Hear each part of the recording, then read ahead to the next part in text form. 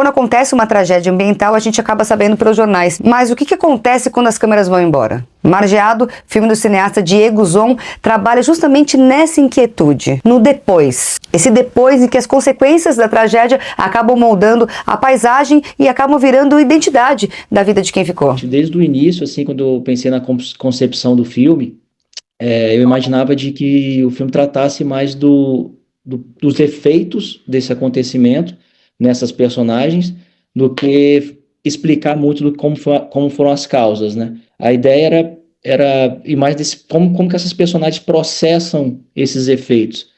E porque com relação às causas, esse acontecimento ao rio, ele pode acontecer em vários lugares assim no mundo, penso eu.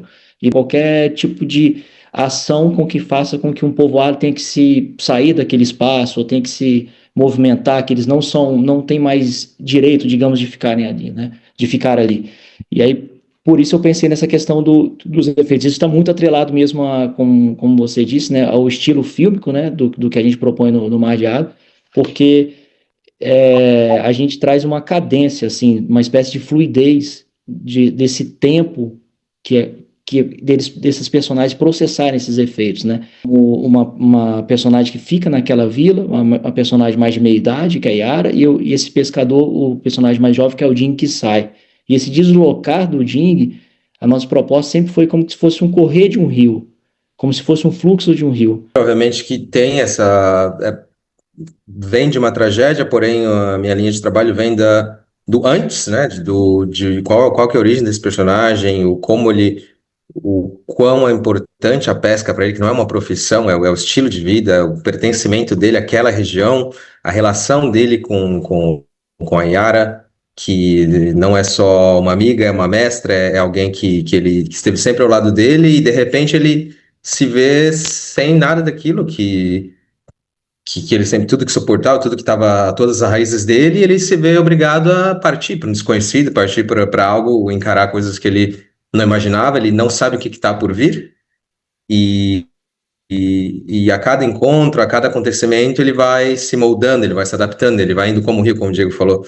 O Margeado, ele traz uma linguagem muito particular, assim, na minha concepção, porque as personagens, elas parecem, por muitas vezes, não falar entre si diretamente, mas quase como se elas ecoassem uma memória coletiva, entende? Diante dos que ficam. Para mim, eu consigo configurar, assim, um exemplo que eu daria, talvez uma analogia interessante, seria um coro. Sim, quando eu pensei nessa expressão dessas personagens, né, eu acho que sempre o sentimento que elas carregam no filme é como se estivesse fora um pouco de uma espécie de concretude do mundo, como se tivesse uma dimensão talvez mais espiritual, às vezes mais fantasmática, como se elas estivessem, assim, eu sempre pensei como se elas estivessem envolvidas dentro de um sonho ou até mesmo uma espécie de encantamento pelas águas, né, porque as águas estão sempre circulando essas personagens, inclusive na parte que Ding vai... depois navega, né? A gente tem a sensação assim de que Yara também está muito presente com ele. Então, e Ding, por ser uma personagem muito muito observadora, muito respeitosa ao outro, respeitosa principalmente ao lugar onde ele tá se locomovendo, me parece que sempre ele se deixa a atenção para essa outra pessoa que está em volta. Então, esses ecos, essas outras presenças que surgem como ecos, estariam falando sempre da mesma dimensão, assim, que é como se essas personagens estivessem todas na mesma dimensão de uma espécie de um encantamento das águas. Então, elas falam também umas pelas outras, né, ou falam como um todo, principalmente. E toca vários pontos, né, mas acho que gera várias discussões, e o estilo de filme do Diego é algo que, ao final, vai ser uma experiência, uma resposta para mim, para você vai ser outra, para o Diego vai ser outra. E a gente vai tocar em vários temas, não só políticos, não só do passado, mas também o que está acontecendo hoje em dia, como você falou, né? E acho que é uma coisa que aconteceu, no filme não mostra exatamente, mas é um momento que aconteceu depois, mas é aquela coisa da gente não se esquecer, não esquecer do que valorizar o que a gente tem, né? Que não é só a natureza, do nosso pertencimento, nossa família, quem somos, mas também gerar a discussão de que, ok, como seguimos, assim como o Ding vai seguindo, vai enfrentando dificuldades, vai se transformando, vai se adaptando. Então, eu espero que vai gerar discussões muito positivas, espero que realmente traga muita conscientização, mas que também traga, como se diz,